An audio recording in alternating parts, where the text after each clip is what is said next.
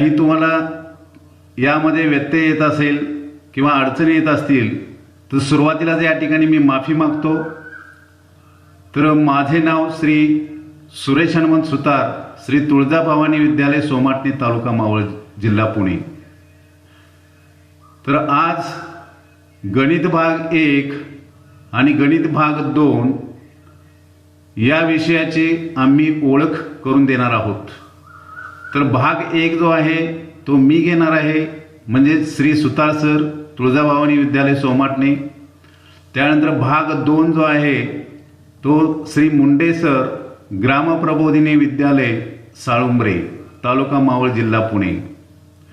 तर ठरलेल्या वेळेप्रमाणे 7 वाजता हा सेशन आम्ही चालू करत आहोत। तर हा सेशन संपल्यानंतर रिप्लाय हा किंवा प्रतिसाद जो आहे तो नक्की आम्हाला कळवा, त्याच्यामध्ये आम्ही सुधारणा करणार आहे। तर चालू करूया।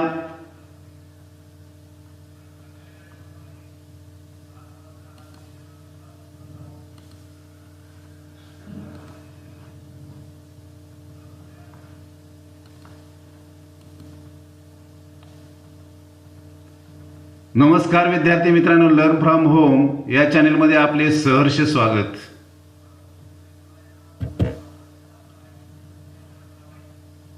मी सुरेश हनुमंत सुतार, श्री तुळजाभवानी विद्यालय सोमाटणे, तालुका मावळ, जिल्हा पुणे, आणि माझे सहकारी जे आहे ते मुंडे सर, ग्रामप्रबोधिनी विद्यालय साळुंबरे। आज आपण इयत्ता 9वी गणित विषयाची ओळख या ठिकाणी आपण करून घेणार आहोत। तर चला आपण जाणून घेऊया। आताच या ठिकाणी बघा, गणित विषयाची ओळख म्हणजे जेव्हा आपण पहिलीपासून ते 8वी पर्यंत तुम्ही प्रवास केला असेल, तर पहिलीपासून 8वी पर्यंतचा प्रवास जो आहे तो म्हणजे विविध प्रकारची तुम्हाला पुस्तकं आली। जसं तुमचं वय वाढत गेलं तसं तुमच्या पुस्तकाचं शीर्षक, त्यामधील जो पाठ्यांश आहे तो सुद्धा या ठिकाणी बदलत गेला। तर 8वी पर्यंत तुम्हाला बालभारती पुस्तकं होती। आता त्यानंतर तुम्हाला 9वी आणि 10वीला कुमार भारती पुस्तकं आली। म्हणजे जसं तुमचं वय वाढतं त्याप्रमाणे पुस्तकाची रचना, त्यानंतर पुस्तकामध्ये लिहिलेला जो कंटेंट्स आहे, पाठ्यांश, तो तुमच्या वयानुसार आणि तुमच्या बुद्धीनुसार तो तयार केला जातो। तर या ठिकाणी आपण इयत्ता 9वी मधील गणित भाग 1 हे जे पुस्तक आहे, या पुस्तकाची रचना किंवा या पुस्तकाचं मुख्य पृष्ठ, त्यानंतर मलपृष्ठ, त्यालाच आपण मुखपृष्ठ आणि मलपृष्ठ असे 2 भाग असतात। त्यामध्ये सुरुवातीला आपण गणित भाग 1 याच्यामध्ये आपण मुखपृष्ठाची जर आपण रचना पाहिली तर प्रत्येक पुस्तक तयार करताना त्याचं मुखपृष्ठ जे असतं त्यावर दिलेला जो मजकूर किंवा चित्र जे असतात ते चित्र काहीतरी तुम्हाला सांगत असतात। तर या मुखपृष्ठावर जे चित्र दिलेलं आहे, तर या ठिकाणी 2 विद्यार्थी म्हणजेच एक विद्यार्थिनी आणि एक विद्यार्थी आहे। तर या ठिकाणी स्त्री पुरुष समानता जी आहे ती या ठिकाणी साधलेली आहे। तर वर्गामध्ये मुलगा आणि मुलगी असे भेदभाव न करता एकत्र असा अभ्यास करावा, हा याच्यातून संदेश जातो। त्यानंतर त्याच्या पाठीमागे गणिताची सूत्र दिलेली आहेत। त्यामध्ये काही द्विपदीचा विस्तार दिलेला आहे, a अधिक b कंसाचा वर्ग, a वजा b कंसाचा वर्ग, त्यानंतर a वर्ग वजा b वर्ग, अशी जी महत्त्वाची सूत्र जी आहेत ती दिलेली आहेत। त्यानंतर तो विद्यार्थी मुलगा जो आहे तो कोणती तरी आकृती काढतोय।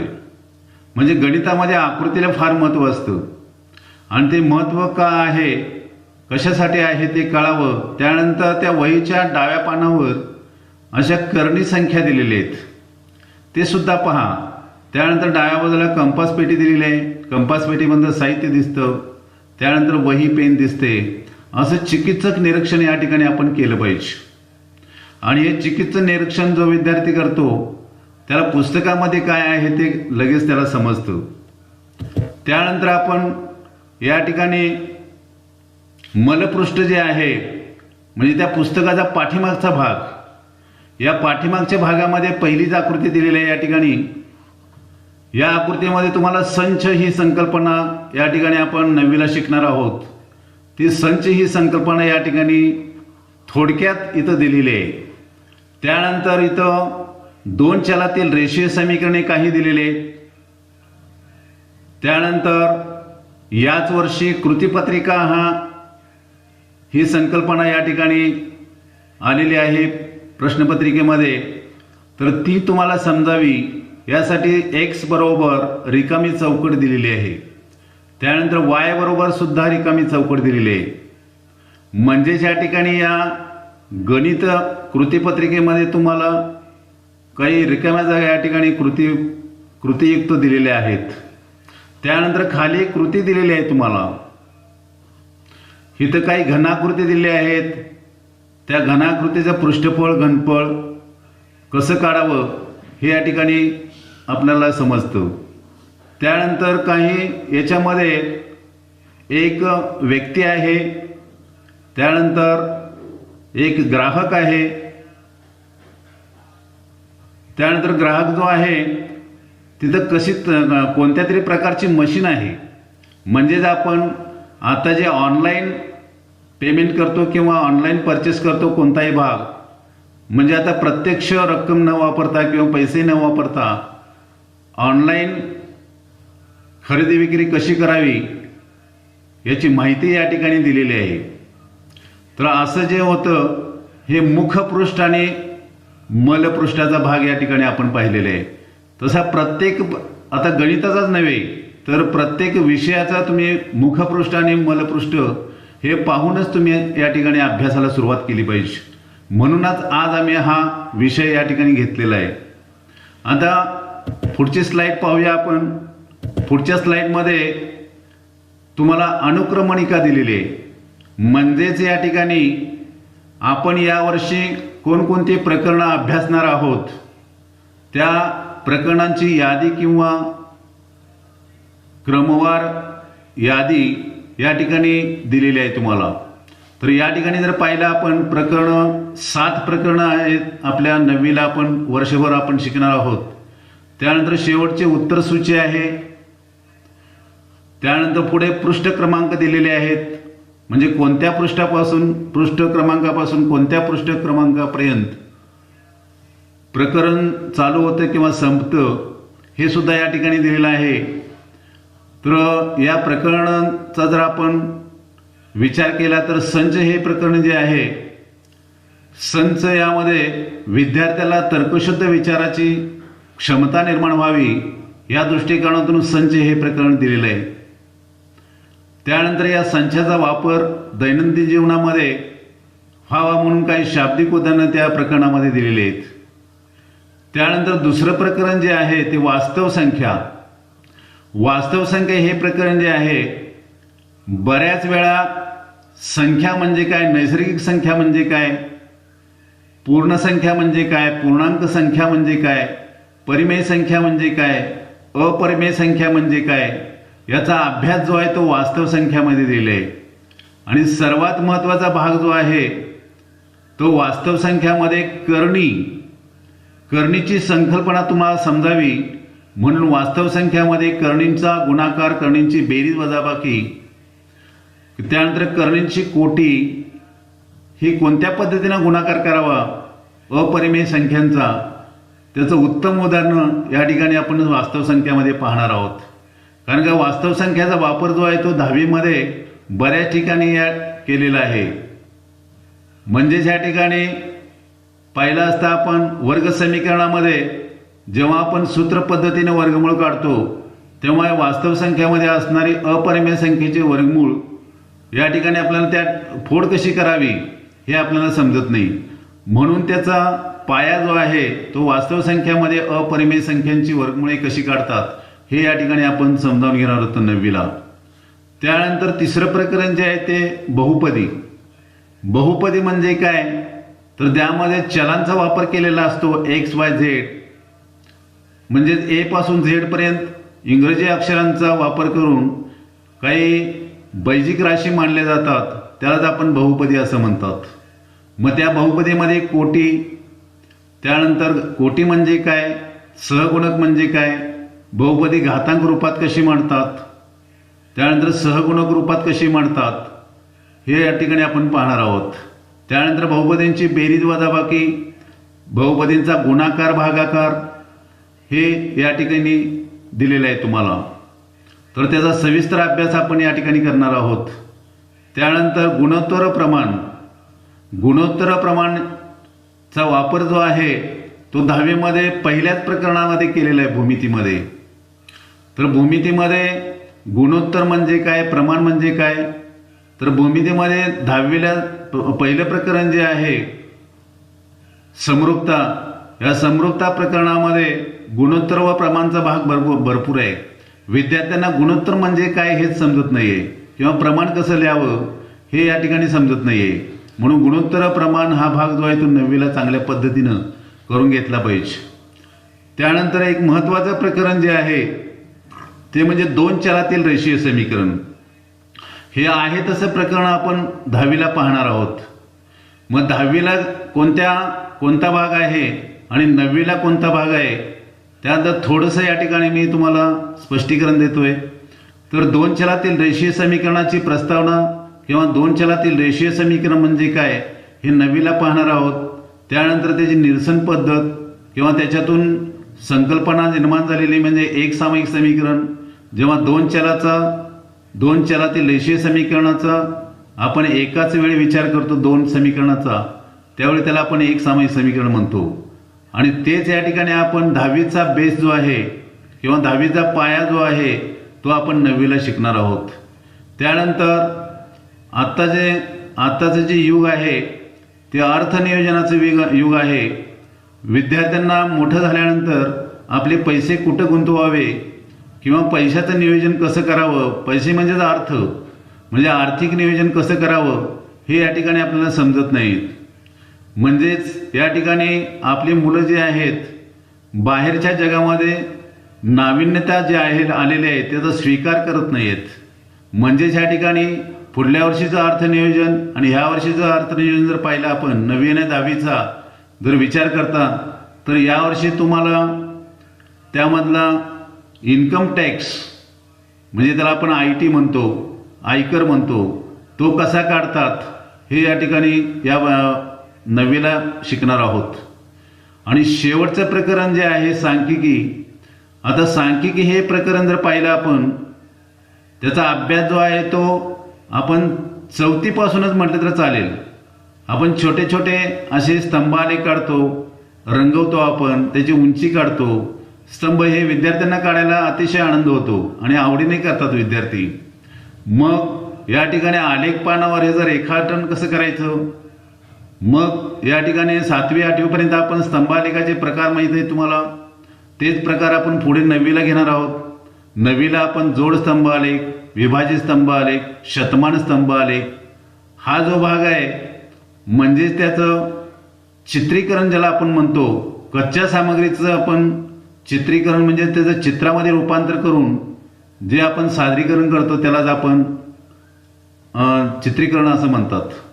त्यानंतर त्याचा वृत्तालेख जो आहे तो पुढल्या वर्षी शिकणार आहोत आपण. आयतालेख, वृत्तालेख, वारंवारता, बहुभुज ह्या ज्या संकल्पना आहेत त्या पुढल्या वर्षी आपण शिकणार आहोत. सांख्यिकीमध्ये आणखीन काय आहे तर सर्वात त्याचा सांख्यिकीचा बेस ठरला जातो मध्य, मध्यक आणि बहुलक. मध्यलाच आपण सरासरी म्हणतो.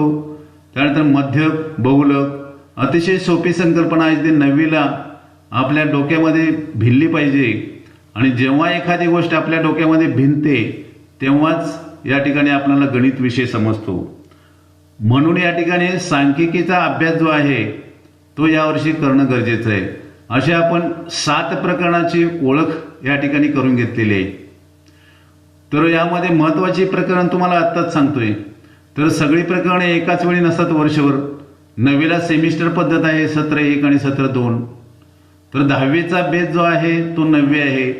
फक्त 10वीला शेवटी एकच परीक्षा असते, पण 9वीला मात्र 2 परीक्षा असतात, एक प्रथम सत्र आणि एक द्वितीय सत्र. इथं सुद्धा आता विज्ञानाप्रमाणे गणितामध्ये सुद्धा या ठिकाणी 9वीला तुम्हाला प्रात्यक्षिक किंवा आपण प्रयोग करतो, हे प्रयोग तुम्हाला 20 मार्काचे, त्यामध्ये 10 मार्काचे प्रयोग तुम्हाला या ठिकाणी दिले जातात. म्हणजेच ते प्रयोग कोणते, तर आपण या प्रकरणामधल्या ज्या कृती आहेत त्या कृतीच्या आधारे तुम्ही काही उपकरण बनवा किंवा मॉडेल्स बनवा. तुम्ही गणिताच्या आधारे बऱ्याच प्रकारचे या ठिकाणी आपल्याला साहित्य बनवता येतं, हे या अभ्यासक्रमातून अपेक्षित आहे. आणि त्याच्यासाठी तुम्हाला जे अंतर्गत गुण जे आहेत 20 मार्क जे आहेत ते 10 मार्क प्रथम म्हणजे भाग 1ला आणि 10 मार्क जे आहेत ते भाग 2ला, असे जे 10 मार्क म्हणजे 20 मार्क जे आहेत 100 पैकी हे तुम्हाला अंतर्गत गुण दिलेले आहेत. म्हणजे तुमची 10वी सारखी 40 गुणाची या ठिकाणी परीक्षा होणार आहे 9वीला. मग असा हा सारांश या ठिकाणी मी सांगितलेला आहे. आता त्यानंतर हा 9वी आणि 10वीला जो आपण घटक शिकतो, आपण शाळा म्हणजे शिक्षण कशासाठी घ्यायचं हे थोडक्यात या ठिकाणी मी तुम्हाला या ठिकाणी स्पष्ट करणार आहे. कारण जेव्हा आपण एखादी गोष्ट शिकतो त्याचा वापर हा दैनंदिन जीवनामध्ये झाला पाहिजे, याचं मुख्य उद्दिष्ट तेच असतं. नाहीतर आपण परीक्षेसाठी अभ्यास करतो आणि परीक्षेत मार्क मिळवतो आणि तिथं सगळं ज्ञान विसरून जातं. मग हे ज्ञान न विसरावं किंवा त्या कोणत्या क्षेत्रापासून किंवा कोणत्या घटकापासून आपल्याला कोणती क्षमता निर्माण झाली पाहिजे याचं थोडक्यात या ठिकाणी मी वर्णन करणार आहे. आता पहिलं क्षेत्र जे आहे ते संख्याज्ञान. आता संख्याज्ञान हे प्रत्येकाला झालंच पाहिजे. ज्याला बेरीज वजाबाकी गुणाकार जर जमत नसेल तर त्याला पुढच्या दैनंदिन जीवनात ज्या अडचणी भासतात त्या दूर करायला म्हणजे त्याला भरपूर समस्या येऊ शकतात. त्यानंतर संख्या ज्ञान हे जे आहे या क्षेत्रातून 2 प्रकरण या ठिकाणी घेतलेले आहेत. पहिलं प्रकरण आहे संच, त्यानंतर दुसरं आहे वास्तव संख्या आणि वर्गकरणी. मग असे हे 2 प्रकरणं जे आहे ते संख्या ज्ञान म्हणजे विद्यार्थ्यांना 8वी पर्यंत जे आहे ते नैसर्गिक संख्या, पूर्ण संख्या, पूर्णांक संख्या इतकंच माहीत असतं. पण या ठिकाणी अपरिमेय संख्या असतात. अपरिमेय संख्या म्हणजे काय, परिमेय संख्या म्हणजे काय आणि या सगळ्यांना मिळून वास्तव संख्या म्हणतात, हे विद्यार्थ्याला समजावं. ही संख्या प्रणालीतील म्हणजे संच, उपसंच ठरवता येणे, शांत संच, अनंत संच ओळखता येणे, संच दाखवण्यासाठी व्यंगचित्राचा उपयोग करता येणे, त्यानंतर संचावर आधारित उदाहरणे जी आहेत ती तयार करता आली पाहिजेत. त्यानंतर संख्या रेषावरील प्रत्येक बिंदूशी निगडीत एक वास्तव संख्या आहे हे समजणे. संख्या रेषेचा हा भरपूर या ठिकाणी अभ्यास केला पाहिजे. विद्यार्थी हा घोकंपट्टीकडे जाऊ नये असा प्रत्येकाने आपण प्रयत्न केला पाहिजे. आणि जेव्हा विद्यार्थी हा घोकंपट्टीला आपल्याला अभ्यास करता आला पाहिजे. म्हणजेच या ठिकाणी या गणित भाग 1 मध्ये बीजगणित आहे, अंकगणित आहे, त्यानंतर पुढे आपण आणखीन 2 क्षेत्रांचा वापर हे करणार आहोत अभ्यास, ते क्षेत्र सुद्धा आहेत. मग आता बीजगणित म्हणजे तुम्हाला माहित आहे तर त्यामध्ये बहुपदी, बैजिक राशींचा अभ्यास, त्यानंतर 2 चलातील रेषीय समीकरणे आणि बहुपदी अशी 2 प्रकरणे जी आहेत ती बीजगणित या क्षेत्रातून घेतलेली आहेत. क्षेत्राला आपण डोमेन असं म्हणतो. मग ही 2 प्रकरणे जी आहेत ती बीजगणिताची आहेत. पण आपण म्हणतो या गणित भाग 1ला पूर्ण बीजगणित म्हणतो. असं न म्हणता फक्त या ठिकाणी 2च प्रकरणे जी आहेत ती बीजगणिताची आहेत. म्हणून गणित भाग 1 आणि गणित भाग 2 असं गणिताचे विभाजन न करता गणित हा एकसंघ विषय आहे हे आपल्या लक्षात आलं पाहिजे. त्यानंतर या बीजगणितातून तुम्हाला साध्य होणारी क्षमता ज्या आहेत, बहुपदीची ओळख, त्यांच्यावरील क्रिया करता येणे, 2 चलांचा उपयोग करून शाब्दिक उदाहरणे सोडवता येणे, हा जो अभ्यास आहे किंवा ह्या ज्या क्षमता आहेत ह्या 9वीच्या विद्यार्थ्यांना येणं अपेक्षित आहे. त्यानंतर तिसरं जे डोमेन आहे ते म्हणजे व्यावहारिक गणित. व्यावहारिक गणिताची आता चर्चा झालेली आहे आपण अर्थनियोजन सर्वात महत्त्वाचा भाग आहे, पण विद्यार्थ्यांना बेरीज वजाबाकी गुणाकार भागाकार हा करायला कंटाळा येतो, म्हणून या प्रकरणामध्ये मोठमोठ्या बेरजा वजाबाक्या असतात. पण काही विद्यार्थ्यांना अंकगणित आवडतं, काही विद्यार्थ्यांना बीजगणित आवडतं, काही विद्यार्थ्यांना भूमिती आवडतं. असं वेगवेगळे क्षेत्र वेगवेगळ्या विद्यार्थ्याच्या बुद्धिमत्तेप्रमाणे त्यांना आवडत जातात. म्हणून या ठिकाणी आपण सगळा विचार एकसंघ करून गणित हा एकच विषय आहे असं समजून सगळ्या क्षेत्राचा अभ्यास या ठिकाणी आपण केला पाहिजे. त्यानंतर गुणोत्तर प्रमाण, अर्थनियोजन व गुणोत्तर प्रमाण हे व्यावहारिक गणित आहे. गुणोत्तर प्रमाण व्यावहारिक कसं, तर त्यामध्ये शतमान शेकडेवारी हे जे आहे ते आपण शेकडा सूट आपण म्हणतो.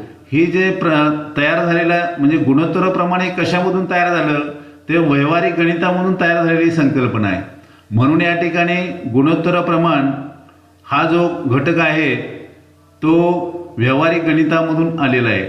म्हणून या ठिकाणी व्यावहारिक गणित विद्यार्थ्यांना येणं हे फार गरजेचं आहे. आणि त्याच्यामधून तयार होणारी जी क्षमता ज्या आहेत, विविध प्रकारची कर आकारणी समजणे, त्यानंतर कर आकारणी काढता येणे, तर घरामध्ये आपले वडील किंवा आपले नातेवाईक कोणत्या प्रकारचा कर भरतात, त्यांना इन्कम टॅक्स येतो का, किती बसला, याची माहिती त्यांना समजली पाहिजे, तर त्यांना अर्थनियोजन म्हणजे काय समजेल. गुणोत्तर प्रमाणामध्ये त्यांना समान गुणोत्तराच्या सिद्धांताचा वापर कुठं होतो, समप्रमाण व्यस्त प्रमाण यावर आधारित उदाहरणे त्यांना सोडवता आली पाहिजेत. व्यवहारामध्ये एखाद्या वस्तूची किंमत, त्यानंतर वस्तूची संख्या याच्यामध्ये कोणत्या प्रमाणात असतं, त्यानंतर वेळ आणि वेग याच्यामध्ये कोणतं प्रमाण असतं, हे त्यांना जाणीवपूर्वक त्यांना आत्मसात झालं पाहिजे. म्हणजे हीच क्षमता त्यांना अंगी आणली पाहिजे. त्यानंतर चौथं डोमेन जे आहे किंवा चौथी जे क्षेत्र जे आहे ते म्हणजे माहितीचे व्यवस्थापन. आता माहितीचे व्यवस्थापन याचा अर्थ काय, तर आता या ठिकाणी आपण शाळेतलं उदाहरण किंवा बोर्डाच्या परीक्षेमधलं जर उदाहरण घेतलं, आपण लाखो विद्यार्थी 10वीला बसलेले असतात, त्यांचे गुण एकत्रित करणे, तर त्यामध्ये डिस्टिंक्शन किती जणांना आहे, फर्स्ट क्लास किती जणांना आहे, सेकंड क्लास किती जणांना आहे, तर हे काढण्यासाठी जी तंत्र वापरली जातात म्हणजे माहिती कलेक्ट करतात, गोळा करतात. कच्च्या सामग्रीमध्ये असे लोकसंख्या शिक्षणामध्ये बरेचसे या ठिकाणी माहिती जी आहे ती सांख्यिकी स्वरूपात या ठिकाणी जमा केली जाते आणि त्याचं बायफर्गेशन किंवा त्याचं वर्गीकरण केलं जातं.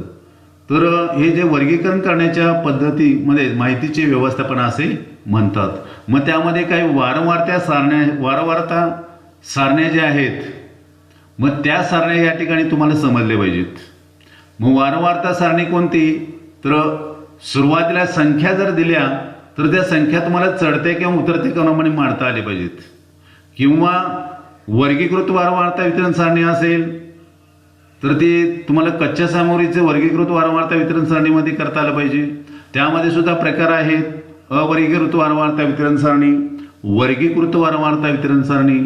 मग त्यामध्ये काही समावेशक पद्धती आहे, असमावेशक पद्धती आहे. अशा पद्धती ज्या आहेत त्या सारणी तयार करतो आपण वर्ग. त्यानंतर ताळ्यांच्या खुणा समजल्या पाहिजे. ताळ्यांच्या खुणा हे 8वीला आहे, पण 9वीला सुद्धा ताळ्यांच्या खुणा काय असतात हे विद्यार्थ्यांना आपण समजावून दिलं पाहिजे. त्यानंतर केंद्रीय प्रवृत्तीची परिमाणे कोणती आहेत, तर मध्यम, मध्यक आणि बहुलक ही 3 केंद्रीय प्रवृत्तीची परिमाणे आहेत. केंद्रीय प्रवृत्तीची परिमाणे याचा अर्थ काय, त्या संख्या अशा एकवटतात त्या ठिकाणी आणि एकवटतात याचा अर्थ केंद्रीय प्रवृत्ती दाखवते.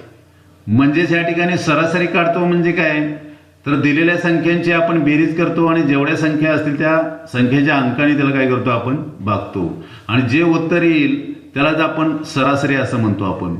तर तसेच मध्यक म्हणजे काय, चढता क्रम मांडा, उतरता क्रम मांडा, मध्यावर जी संख्या येते त्याला आपण मध्यक असं म्हणतो. त्यानंतर पुढं बहुलक म्हणजे काय, तर समजा उदाहरण घेतलं तुम्ही, वर्गामध्ये 50 पैकी जर टेस्ट घेतली तुम्ही तर त्या 50 पैकी बऱ्याच विद्यार्थ्यांना हे 20 गुण मिळत असतील किंवा जास्तीत जास्त असे 50 पैकी 50 गुण असणारे विद्यार्थी कमी असतात. आणि 50पैकी 0 पडलेले असे विद्यार्थी एकदम कमी असतात. म्हणजे एक तर एकदम कच्चे विद्यार्थी कमी असतात आणि एकदम उच्च प्रज्ञावंत विद्यार्थी हे कमी असतात. आणि मधला जो वर्ग आहे तो जास्त असतो. मग काही जणांना समान गुण पडतात, मग काही जणांना 40-40-40 असे 8 जणांना पडले. मग समान गुण मिळवणारे विद्यार्थी म्हणजे समान संख्या जी प्राप्त होती विद्यार्थ्यांना, ते समान प्राप्तांक म्हणजेच त्या कच्च्या सामग्रीचा काय होईल, बहुलक होईल. असं इंटरेस्टिंग भाग आहे. गणित जेव्हा आपण आवडीने करतो तेव्हा तो आवडीचा वाटायला लागतो. आणि जेव्हा गणिताबद्दल आपण तिरस्कार निर्माण करतो म्हणजे आपण गणित हा अवघड विषय आहे असं म्हणतो आपण. तर अवघड नाही विद्यार्थ्यांनो. गणित हा विषय जर तुम्ही समजून घेतला आणि काळजीपूर्वक जर तुम्ही अभ्यासला तर गणितासारखा विषय हा सोपा कोणताही नाही. म्हणून या ठिकाणी गणितामधून आता बऱ्याच लोकांचा किंवा बऱ्याच विद्यार्थ्यांना गैरसमज आहे की या बीजगणितातून काय मिळतं. तर बीजगणितातून मिळणाऱ्या जे क्षमता ज्या आहेत त्या कोणत्याच ठिकाणी आपल्याला पुढचं दैनंदिन जीवनातलं आयुष्य जगताना ज्या समस्या येतात त्या समस्याचं निराकरण हे पायरीने कसं सोडवायचं याचं नॉलेज किंवा याची क्षमता जी निर्माण होते ती बीजगणितातून होते. त्यानंतर त्यासाठी भूमिती हा विषय सुद्धा अगदी चांगल्या पद्धतीनं केला तर तुम्हाला पुढं तुम्ही जीवन जगण्याची शैली जी आहे ती गणिताचीच मिळते. तुम्ही कुठंही अडणार नाही आणि कोणतेही काम करत असताना संयम, कष्ट घेणे ही प्रवृत्ती निर्माण होईल. कारण का गणितासाठी कष्टाविना पर्याय नाही आहे. Practice makes man perfect. तर प्रॅक्टिस मेक्स मॅन परफेक्ट याचा अर्थ काय, तुम्ही जेवढा सराव कराल तेवढे तुम्हाला गुण मिळतील. 10वीला जेवढे गुण मिळतील तेवढे तुम्हाला तुमच्या खिसा भरत जाईल. म्हणून रोजच्या रोज जर चांगला अभ्यास केला आणि 9वी हा बेस जर चांगल्या पद्धतीने जर केला तर 10वीला अतिशय सोपा आहे. आपण म्हटले जाते की 10वी ही 9वीपेक्षा सोपी आहे. कारण का 9वीला जे कन्सेप्ट आहेत भूमितीचे म्हणा गणिताचे हे 10वीला तसे दिलेले नाहीत. म्हणून 9वीला जो थोडासा अवघड भाग जो आहे तो 9वीला टाकलेला, 10वीला अजिबात अवघड नाही आहे. म्हणून 9वी हा जर तुम्ही डोंगर पार केला तर 10वी हा डोंगर अतिशय तुम्ही हसत खेळत या ठिकाणी पूर्ण कराल. आणि शेवटच्या ह्याच्यामध्ये मी या ठिकाणी अशी तुम्हाला या ठिकाणी 9वीच्या विद्यार्थ्यांना एक कळकळीची विनंती आहे. तर आताचा जो पिरियड आहे आपलं कोविड-19ने थैमान मांडलेलं आहे सगळं आणि त्याच्यावर नियंत्रण करण्यासाठी तुम्ही स्वतःची आणि घरच्यांची पूर्ण काळजी घेऊन पूर्णपणे आपल्या आरोग्याची काळजी घेऊन तर त्यावर असणारे नियंत्रण जे आहेत त्यावर उपाय जे आहेत ते वारंवार या ठिकाणी आपण काळजी घेऊन ते पूर्ण केले पाहिजेत. आणि त्यातून हा अभ्यास जो आहे आता सध्या किती त्रास होतोय ते आम्हाला माहीत आहे. कारण का लॉकडाऊन पिरियडमध्ये तुम्हाला शिक्षक तुमच्या जवळ नसतात. काही शंका असतील, काही तुम्हाला बऱ्याच या ठिकाणी शंका निर्माण होत असतील पण त्याचं निरसन या ठिकाणी तुम्हाला करता येत नाही. तर ते निरसन व्हावं या दृष्टिकोनातून आम्ही पुरेपूर या ठिकाणी ऑनलाईन पद्धतीनं या ठिकाणी आम्ही या लर्न फ्रॉम होम या उपक्रमाअंतर्गत आम्ही या ठिकाणी प्रयत्न करतोय. या प्रयत्नाला तुम्ही प्रतिसाद द्याल अशी मी आशा बाळगतो. आणि पुढचं लेक्चर जे आहे, पुढचं सेशन जे आहे श्री मुंडे सर यांनी या ठिकाणी करावं अशी मी त्यांना विनंती करतो.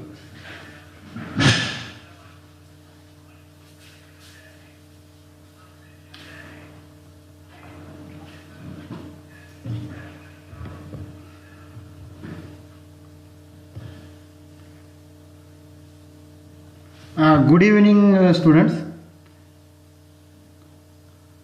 विद्यार्थी मित्रांनो, आत्ताच सुतार सरांनी इयत्ता 9वी गणित भाग 1 खरं तर 8वीपर्यंत आपल्याला मुळातच गणित हा विषय एकच पुस्तक असतं. एकदम 9वीला आपल्याला 2 पुस्तकं आली की जरा अवघडल्यासारखं वाटतं. तर बऱ्याच जणांचे मेसेज आलेत की सेमी इंग्रजी का नाही आहे. तर आपण आता सुरुवातीला हे फक्त पुस्तकांचं काही अवलोकन करतोय. म्हणजे पाहतोय की पुस्तकात काय आहे, यावर्षी काय नवीन आहे, त्यामुळं आपण जास्तीत जास्त मराठीत आज घेतलं. पण गणितामध्ये पुस्तकात ज्यावेळेस छापलेले आहेत ती नावं बऱ्यापैकी मराठी आणि इंग्रजी अशी दोन्ही दिलेली आहेत. आज आपल्याला फक्त ओव्हरलुकिंग करायचं आहे. गणित भाग 1 जसा महत्त्वाचा आहे तसाच गणित भाग 2 हा सुद्धा महत्त्वाचा आहे. आपल्याला गणित भाग 2 म्हणजे भूमिती, जॉमेट्री, ज्यामध्ये भरपूर प्रमाणात फॉर्म्युलेज आहेत. आणि मग हे समजून घेण्यासाठी बेस तर म्हणजे जो पाया आहे 8वीपर्यंतचा जो अभ्यास आहे तो खूप पक्का लागतो. त्याच्यासाठी काय करावं लागेल तर 8वीपर्यंतचं जे काय आपल्याला सूत्र आहेत ती सगळी सूत्र, आकृत्या या सगळ्यांचा अभ्यास व्यवस्थित करावा लागेल. तेच खरं तर ते जर पाया पक्का असेल तर पुढचं आपल्याला समजू शकतं. आता आपण या पुस्तकाचं मुखपृष्ठ आणि शेवटचं जे पेज आहे त्याचं थोडंसं माहिती घेणार आहोत. कारण आपण बऱ्याच वेळा हे पृष्ठ पाहतच नाहीत याच्यावर नक्की काय दिलेलं आहे. इथं जर आपण निरीक्षण केलं तर प्रत्येक वस्तूची सावली, त्याची लांबी मोजली जाते. याच्यात 2 प्रकरणांचा समावेश आहे. एक तर समरूपता, कोणत्याही वस्तूची पडलेली सावली आणि ती वस्तू हे प्रमाणात असते म्हणजे, आणि साइन कॉस टॅन, एखाद्या वस्तूच्या सावलीवरून त्या वस्तूची उंची मोजणं, याला सुद्धा आपल्याला याचा वापर करून घेता येईल. असं बोलकं चित्र इथं तुम्हाला पहिल्या पानावर दिलेलं आहे. सेमी इंग्लिशच्या पुस्तकामध्ये फक्त इंग्लिशमध्ये असतं आणि मराठीच्या पुस्तकात तेवढं मराठीमध्ये असतं. एवढाच फार बदल असतो, फार काही बदल नसतो जास्त. तर हे असं का दिलं असेल असं चित्र, तर या पुस्तकामध्ये सगळ्यात जास्त ॲक्टिव्हिटी दिलेल्या आहेत आणि तुम्ही ॲक्टिव्हिटीमधनं शिकायचे म्हणजे कृती करून शिकायचे. अभ्यास हा नुसता हे करून येत नाही, तर त्याला आपल्याला ॲक्टिव्हिटी पाहिजे. ॲक्टिव्हिटी जर नसेल तर मग आपल्याला ते समजणार नाही, आपण फक्त वाचन केल्यासारखं होईल. म्हणून आपण प्रत्येक ह्याची ॲक्टिव्हिटी केली पाहिजे.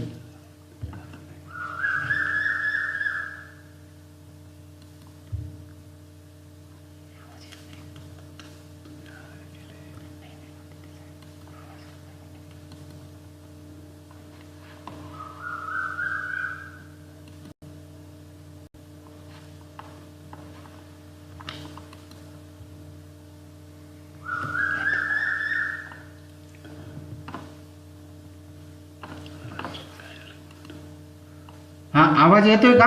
थोडं मध्ये प्रॉब्लेम झाल्यासारखं वाटतंय.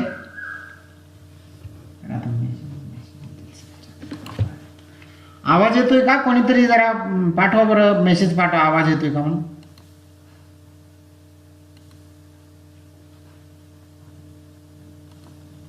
हॅलो, आवाज येतोय का?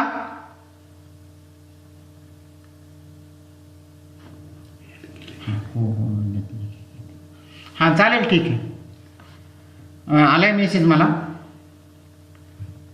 आमचं जरा कन्फ्युजन झालं की आवाज येतोय का नाही. हे लाईव्ह ह्याच्यामध्ये असा थोडा प्रॉब्लेम असतो की बऱ्याच वेळा शिकवताना लक्षात येत नाही आवाज येतोय किंवा नाही, आणि मग आपण व्हर्च्युअल म्हणजे एकमेकांना न भेटता शिकवतोय म्हणून जरा गडबड होते. तर आपलं मुखपृष्ठ म्हणजे आपलं फ्रंट पेज जे आहे त्या फ्रंट पेजबद्दल माहिती घेऊया.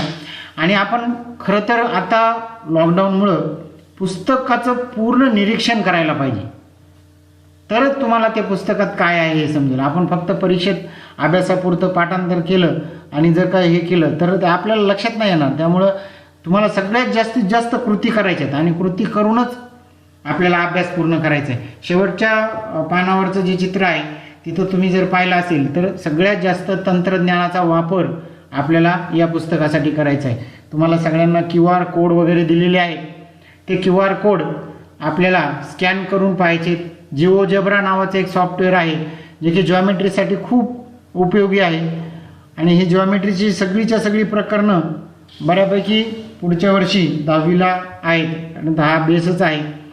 म्हणून अशा पद्धतीनं आपण हे मुखपृष्ठ आणि जे मलपृष्ठ म्हणतात शेवटचं पृष्ठ हे जर तुम्ही पाहिलं तर याच्यात सगळ्यात जास्त ॲक्टिव्हिटीवर जोर दिलेला आहे. म्हणून आपल्याला कृतीयुक्त अभ्यासक्रम म्हणजे ॲक्टिव्हिटी बेस्ड लर्निंग असं हे पुस्तकाचं स्वरूप आहे. त्यामुळं आपण आता याच्या पुस्तकामधली जी काही प्रकरणं आहेत त्या प्रकरणांचा थोडासा अभ्यास करणार आहोत की काय कोणकोणती प्रकरणं आहेत. तर यामध्ये 10वीपेक्षा थोडी जास्तच प्रकरणं दिलेली आहेत. पहिलं प्रकरण आहे ते म्हणजे भूमितीतील मूलभूत संबोध, basic concept in geometry, semi इंग्लिशवाल्यांसाठी. म्हणजे बेसिक कन्सेप्ट काय काय आहेत, लाईन्स आहे, रे आहे, म्हणजे मराठीमध्ये किरण म्हणतात, रेषा म्हणतात, रेषाखंड म्हणतात. आपल्याला जे की बऱ्यापैकी माहिती आहे तेच संबोध आपली उजळणी होतील अशा प्रकारे हे संबोध दिलेले आहेत. त्यामुळं या संबोधांचा फक्त आपल्याला रिव्हिजन म्हणून थोडीशी माहिती म्हणून घ्यायची आणि मग त्यातलं काही जे जास्तीचं शिकायचं आहे तर ते नव्यानं जे काही यावर्षी शिकायचं आहे ते म्हणजे प्रमेय, जे थेरम्स आहेत ते थेरम्स म्हणजे काय, प्रमेय म्हणजे काय, दोन बिंदूंमधलं अंतर कसं काढायचं, रेषाखंडाची आणि किरणांची लंबता म्हणजे जे परपेंडिक्युलर आहे त्याच्याबद्दलची माहिती घ्यायची, जे सशर्त विधानं असतात त्या प्रमेयांचे व्यत्यास असतात, अशा प्रकारची बेसिक माहिती आपल्याला या प्रकरणामध्ये दिलेली आहे. म्हणजे प्रकरणाचं नावच आहे भूमितीतील मूलभूत संबोध. जे काय बेसिक कन्सेप्ट आहेत ते कन्सेप्ट या जॉमेट्रीमधले सगळे कन्सेप्ट आपल्याला याच्यात दिलेले आहेत. मग अशा प्रकारे हे सगळ्यात महत्त्वाचं प्रकरण आहे, कारण खूप छोट्या छोट्या व्याख्या आणि बारीक बारीक संबोध हे जर प्रकरण समजलं नाही तर तुम्हाला पुढच्या प्रकरणांवर समजायला थोडंसं अवघड जाईल. म्हणून मुळातच पुस्तकातलं प्रत्येक पान, प्रत्येक ओळ ही व्यवस्थित वाचा आणि ती वाचल्यानंतर त्यात जे तुम्हाला समजत नाही ते तुम्ही विचारलं तरी चालू शकेल. किंवा ज्याच्या आपल्या जवळ एखादा जर 10वी झालेला मुलगा असेल, मुलगी असेल, त्याला विचारलं तरी चालू शकेल. कारण आत्ताचा लॉकडाऊनचा पिरियड आहे, ऑनलाईनची अशी गंमत आहे की तुम्हाला किती ऐकायला येते किंवा तुम्हाला किती समजते हे आम्हालाही समजत नाही. फक्त आम्ही इकडून देत राहतो आणि तुम्ही ऐकत राहता, अशा पद्धतीनं हे ऑनलाईन सिस्टीम आहे. खरं तर हे थोडंसं पण पर्याय नाही आहे आता, त्यामुळं आपण हे घेतोय. मग पहिलं प्रकरण भूमितीतील मूलभूत संबोध, यामध्ये सगळे संबोध व्यवस्थित लिहा. भूमितीमध्ये सगळ्यात महत्त्वाच्या आहेत आकृत्या. मी नुसती रेषाखंडाची व्याख्या पाठ केली आणि मला रेषाच काढता येत नाही. बऱ्याच जणांचा गोंधळ होतो की रेषा काढताना शेवटच्या 2 टोकांना बाण का देतात आणि रेषाखंडाला मग बाण का नसतात. अशा गोष्टींचं तुम्ही आपापसात चर्चा करून, विद्यार्थ्यांमध्ये चर्चा करून किंवा शिक्षकांना प्रश्न विचारून ते कन्फ्युजन तुमचं दूर करून घेतलं पाहिजे. तरच तुम्हाला हे भूमिती समजेल. भूमिती हा तसा वृक्ष विषय आहे, त्याच्यात तुम्ही ॲक्टिव्हिटी करू शकता आणि भरपूर पुस्तकांमध्ये वेगवेगळ्या ॲक्टिव्हिटी दिलेल्या आहेत. दुसरं प्रकरण आपलं आहे ते म्हणजे समांतर रेषा, पॅरलल लाईन्स, जे की आपल्याला आधीच्या वर्गांमध्ये पॅरलल लाईन्स झालेल्या आहेत. पॅरलल लाईन्स अँड ट्रान्सव्हर्शल्स म्हणजे समांतर रेषा आणि त्याची छेदिका. मग ते समांतर रेषा आणि छेदिका असेल तर किती कोन तयार होतात, 2 समांतर रेषा आणि 1 छेदिका असेल तर किती कोन तयार होतात, 8 कोन तयार होतात. मग त्यांच्या वेगवेगळ्या कोनांच्या जोड्या कोणत्या आहेत, संगत कोन कशाला म्हणायचं, व्युत्क्रम कोन कशाला म्हणायचं, विरुद्ध कोन कुठं असतात, आंतर कोन काय आहे, त्यांचे काय गुणधर्म आहेत, अशा बऱ्याचशा गोष्टी तुम्हाला या प्रकरणामध्ये जाणून घ्यायच्या आहेत. आणि समांतर रेषेमध्ये तुम्हाला काय माहीत असलं पाहिजे की गेल्या वर्षी 8वीच्या प्रकरणात आहे पॅरलल लाईन्स अँड ट्रान्सव्हर्शल्स. त्यामध्ये आपल्याला किती कोन तयार होतात, आंतरकोनांची बेरीज किती असते, संगत कोन कशा प्रकारचे असतात, या सगळ्यांचे गुणधर्म आपल्याला ते माहीत असले पाहिजे. आणि हे गुणधर्म माहीत असतील तर ह्या प्रकरणातला पुढचा भाग समजेल. आणि या वर्षीचं प्रकरण समजलं तर पुढच्या वर्षी त्याच्यावर आधारित जे प्रकरणं असतात ते आपल्याला समजू शकतील. मग अशा प्रकारचं हे समांतर रेषा हे दुसरं प्रकरण, पॅरलल लाईन्स हे प्रकरण आपल्याला यावर्षी आहे. त्याच्या पुढचं प्रकरण आहे ते म्हणजे त्रिकोण, जे की आपल्या परिचयाचं आहे. ट्रायंगल्स म्हणजे ज्याला 3 कोन असतात, 3 बाजू असतात. मग काय माहीत असलं पाहिजे आपल्याला, अपेक्षित पूर्वज्ञान काय असलं पाहिजे याच्यामध्ये? तर त्रिकोण आणि त्याचे सगळे घटक माहीत असले पाहिजे. त्रिकोणांच्या तिन्ही कोणांच्या मापांची बेरीज किती असते हे माहीत असलं पाहिजे. त्रिकोणांचे प्रकार माहीत असले पाहिजे. बाजूवरून पडणारे प्रकार, कोणावरून पडणारे प्रकार, असे वेगवेगळ्या प्रकारचे प्रकार ते त्रिकोणांचे आपल्याला माहीत असले पाहिजे. मग आपल्याला आता नवीन काय शिकायचं आहे? तर त्रिकोणांच्या दुरस्थ आंतरकोनांची माहिती शिकायची. त्रिकोणांच्या मध्यगा, त्या मध्यगाचा गुणधर्म, समद्विभुज त्रिकोणाचा प्रमेय, कोन दुभाजकाचा प्रमेय, 30 अंश, 60 अंश, 90 अंश मापाच्या त्रिकोणाचा गुणधर्म. या प्रकरणात सगळ्यात जास्त कृती ॲक्टिव्हिटी दिलेली आहे. मग आता ह्या ॲक्टिव्हिटी आपण स्वतः करून पाहिल्या पाहिजे, तरच तुम्हाला हे प्रकरणं समजत राहतील. चुकू द्या, तुम्ही 1 वेळ चुकाल, 2 वेळा चुकाल, 3ऱ्या वेळेस नक्की तुमचं बरोबर येईल. आणि जेवढ्या वेळेस चुकाल तेवढ्या वेळेस तुम्हाला काहीतरी नक्की नवीन शिकायला मिळेल. आता जो आम्ही हा प्रयोग करून पाहिला आहे, त्या प्रयोगातून आम्ही भरपूर चुका केल्या आहेत. आम्ही आज दिवसभर बसलोय, वेगवेगळ्या प्रकारच्या काय करता येईल, कसं करता येईल, आणि मग याच्यातूनच माणूस शिकत असतं. कधी तुम्ही लक्षात घ्या, आता मी 8वी पास झालो, 9वीला आलो, म्हणजे मला 8वीचा अभ्यास खूप सोपा वाटतो. मी 8वीच्या मुलांना म्हणू शकतो, अरे किती सोपं आहे हे. पण ज्या पास होऊन गेल्यानंतर, म्हणजे आपण कष्ट करून चुकून दुरुस्त केल्यानंतर, म्हणून याच्यामध्ये दिलेल्या सगळ्या ॲक्टिव्हिटी व्यवस्थित सोडवा. आता उलट तुम्हाला भरपूर वेळ आहे, तुम्ही भरपूर त्याच्या ॲक्टिव्हिटी सोडू शकता. आणि जेवढ्या ॲक्टिव्हिटी सोडवाल तेवढा तुमचा अभ्यास जास्त होईल. त्याच्या पुढचं प्रकरण आहे ते म्हणजे 4थं प्रकरण, त्रिकोण रचना. जे काय कन्स्ट्रक्शन ऑफ ट्रायंगल्स, म्हणजे आपल्याला त्रिकोणाची रचना करायची. कन्स्ट्रक्शन करण्यासाठी मग काय आवश्यक असतं, त्रिकोण काढण्यासाठी काय काय लागतं, तर आपल्याला याच्या आधी त्रिकोण रचना करणं माहिती आहे. बाजू दिलेल्या आहेत, कोण दिलेले आहेत, तर आपण सहज त्रिकोण काढू शकतो. मग अशा पद्धतीनं यावेळेस मात्र थोडंसं वेगळ्या प्रकारची त्रिकोण रचना दिलेली आहे. सर्व बाजूंची लांबी दिली, बेरीज दिली, पाया आणि त्याला समाविष्ट करणारे कोन दिले असता आपल्याला रचना करायची. 2 बाजू आणि त्यामधील समाविष्ट कोन दिला असता ही रचना करायची. हे सगळं जुनं आहे, म्हणजे 8वीला झालेलं आहे की 3 बाजू दिल्या आहेत, 2 बाजू 1 कोन दिला आहे. अशा प्रकारचे आपल्याला रचना करणं सगळ्या माहिती आहेत. त्या रचनांचा चांगला सराव करा. आणि रचना करण्यासाठी सगळ्यात महत्त्वाचं आहे म्हणजे आपलं कंपास पेटी आणि त्याच्यातलं साहित्य, या सगळ्यांचा व्यवस्थित अभ्यास करा. आता सुट्टी आहे, उलट खूप मस्त डिझाईन तुम्हाला मिळू शकतील. असे वेगवेगळ्या प्रकारचे त्रिकोण तयार करा. कोणते त्रिकोण काढता येणार नाहीत अशी पण करून पहा. वेगवेगळ्या प्रकारचे रचना जर तुम्ही स्वतः करून पाहिल्या तर याला काय आपल्याला कॉपी करून लिहिता येत नाही. ही रचना आपल्याला स्वतःच करावी लागते.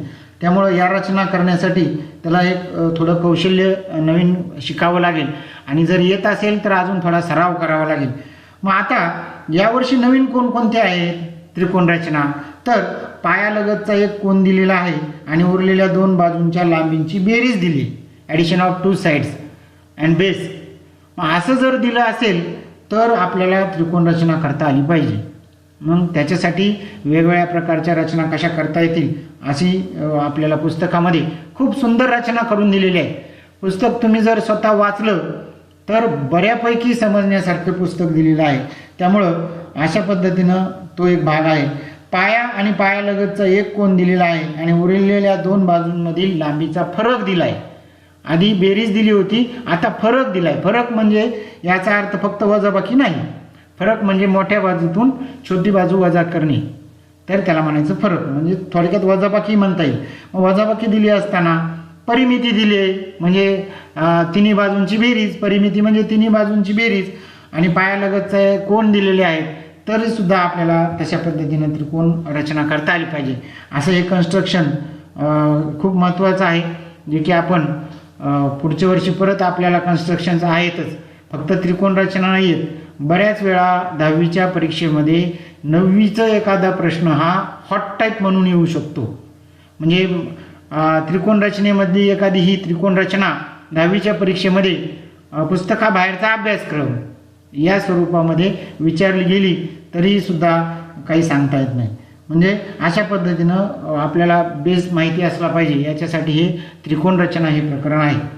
त्याच्यानंतर पुढचं 5वं प्रकरण आहे ते म्हणजे क्वाड्रिलॅटरल्स, जे की चौकोन, मराठीमध्ये चौकोन म्हणतात. आपल्याला काय माहीत असलं पाहिजे याच्यासाठी, तर आपल्याला सर्व प्रकारचे चौकोन 8वीला झालेले आहेत. टाईप्स ऑफ क्वाड्रिलॅटरल्स तुम्हाला सगळ्यांना माहिती आहेत की टाईप्स ऑफ क्वाड्रिलॅटरल्स काय आहेत ते. आणि मग हे सगळे प्रकार माहिती असले पाहिजे.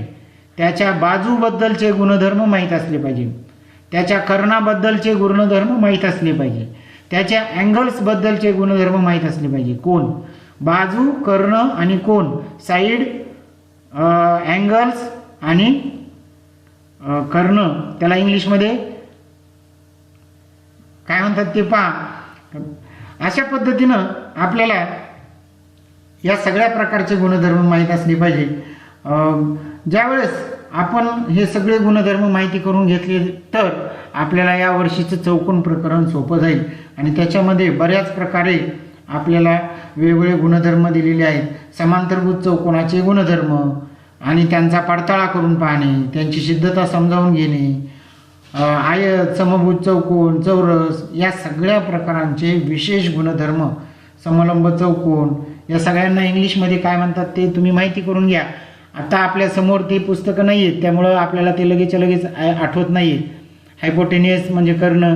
अशा मग आपल्याला जर सेमी इंग्लिशचा अभ्यास करायचा असेल तर दोन्ही पुस्तकं जवळ ठेवून आपण आपल्याला मराठीतून चांगलं समजत असेल तर इंग्लिशमधले त्याचे शब्दार्थ आपण काढले पाहिजे.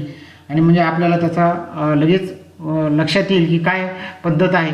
फार तर तसं सेमी इंग्लिशमध्ये सायन्सला अडचण येते, मॅथमॅटिक्सला फार काही प्रॉब्लेम येत नाही. अशा पद्धतीनं ह्या चौकोन रचनेमध्ये त्या सगळ्यांचे आपल्याला गुणधर्म शिकायचे आहेत.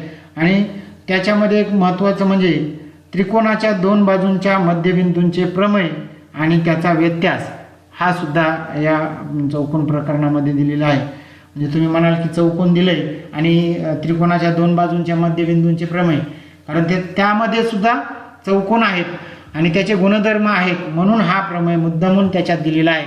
तर तुम्ही त्याचा व्यवस्थित अभ्यास करा, म्हणजे तुमच्या ते लक्षात येईल प्रकरण. आता 6वं प्रकरण आपलं आहे ते म्हणजे वर्तुळ, जे की आपल्याला बऱ्याच दिवसापासून माहिती आहे. सर्कल, वर्तुळ हे आपण खूप दिवसापासून अनुभवलेलं आहे. वर्तुळ आणि त्याच्या संज्ञा काय, त्रिज्या असेल, व्यास असेल, जीवा आहे, अशा सगळ्या गोष्टी माहीत असल्या पाहिजे. रेडियस, कॉर्ड काय म्हणतात ते त्या पद्धतीनं त्या सगळ्या तुमच्या व्याख्या आणि वर्तुळाची संकल्पना जर स्पष्ट असेल तर या वर्षीचं वर्तुळाची जी काय माहिती आहे आणि पुढच्या वर्षी परत वर्तुळ हे प्रकरण आहे. म्हणजे याच्यामध्ये आपल्याला जर आत्ताचे जर गुणधर्म माहीत असतील तर पुढच्या वर्षीचे गुणधर्म नक्की व्यवस्थित समजतील. म्हणून या भूमितीचे सगळेच्या सगळे गुणधर्म प्रकरणानुसार असे गुणधर्म स्वतः लिहून ठेवा आकृत्यांसह. म्हणजे आपण नुसतं त्या गुणधर्मांकडे पाहिलं तरी आपल्याला लक्षात येईल. जर एखादी गोष्ट लक्षात येत नसेल तर त्याचे तक्ते करून लावा, मुद्दामून तक्ते करून लावा. म्हणजे आपण रोज त्याला पाहिलं की आपल्याला ते परीक्षेत जशाच तसं आठवतं. अशा पद्धतीनं आपण वर्तुळ प्रकरणाचे वेगवेगळे व्याख्या आणि वेगवेगळे गुणधर्म सगळे अभ्यासून ठेवा. यावर्षी आपल्याला काय शिकायचं आहे तर प्रतलातील वर्तुळे आणि त्या वर्तुळांच्या जीवेंचे गुणधर्म, वर्तुळांच्या एकरूप जीवा आणि त्यांच्या केंद्रापासूनचे अंतर या प्रकारचे गुणधर्म, एकरूप जीवांचे गुणधर्म असतील, त्रिकोणाचे आंतरवर्तुळ आणि परवर्तुळ काढणे. म्हणजे याच्यामध्ये तुम्हाला कन्स्ट्रक्शन सुद्धा आहे. आपल्याला वर्तुळ काढायचं आहे, त्याचं एखादा त्रिकोण दिलेला आहे आणि त्याचं आंतरवर्तुळ आणि परिवर्तुळ काढायचं आहे, अशी रचना सुद्धा या प्रकरणामध्ये दिलेली आहे. म्हणजे पहिल्या वरच्या प्रकरणात त्रिकोण रचना आहे तशीच वर्तुळ या प्रकरणामध्ये सुद्धा आपल्याला थोडीशी रचना आणि त्याचे गुणधर्म याचा अभ्यास करायचा.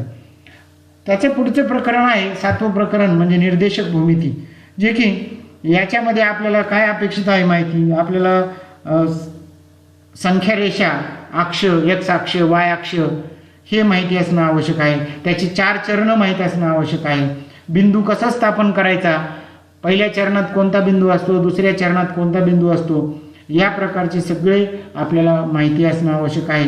यावर्षी सुद्धा पुस्तकात सगळं दिलेलं आहे. अक्ष म्हणजे काय, आरंभ बिंदू, चरण, बिंदूंचे प्रतलातील निर्देशक काय असतात, बिंदू स्थापन कशा करावा, वाय अक्षाला समांतर असणाऱ्या रेषा आणि त्या रेषेचं समीकरण काय असेल, यामध्ये खूप सुंदर तुम्हाला जिओजेब्रा याचा वापर खूप करता येईल.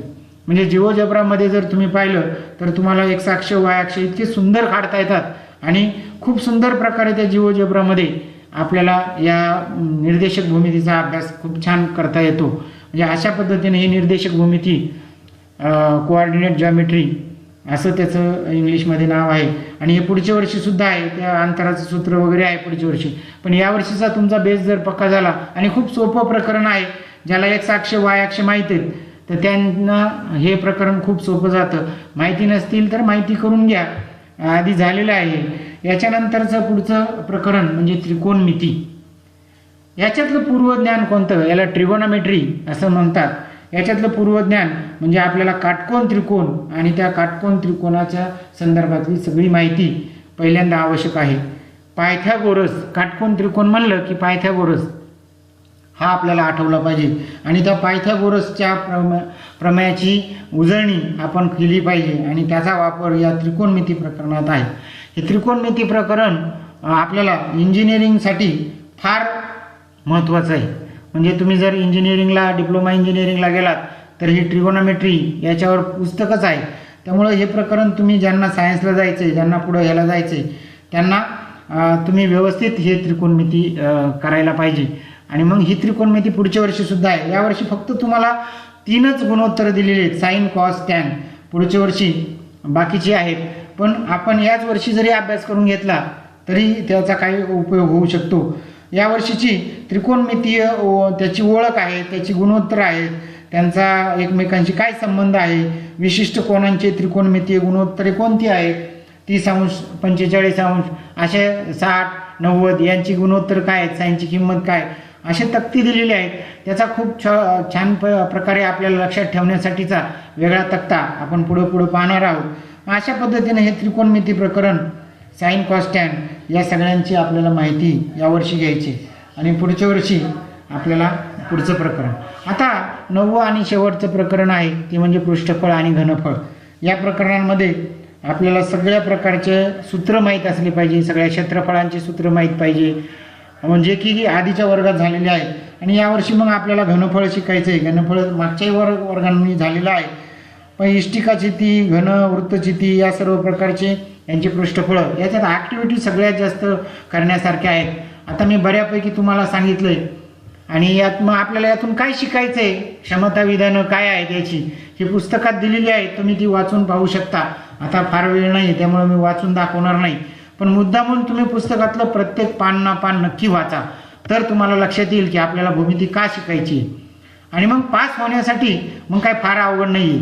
तुम्ही जर हे प्रत्येक गोष्ट समजून घेतली तर तुम्ही नक्की पास होऊ शकाल.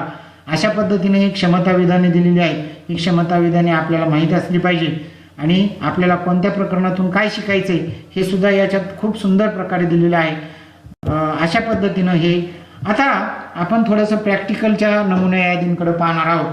ही सगळ्यात महत्त्वाची आहे, जी लॉकडाऊनमध्ये तुम्ही सगळ्यात जास्त अशी प्रॅक्टिकल करून पाहिली पाहिजे.